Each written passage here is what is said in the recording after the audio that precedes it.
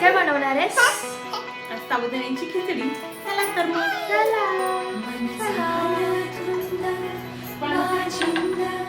ललकारी ग फिरतीचा गंध आनंद नवलाई ग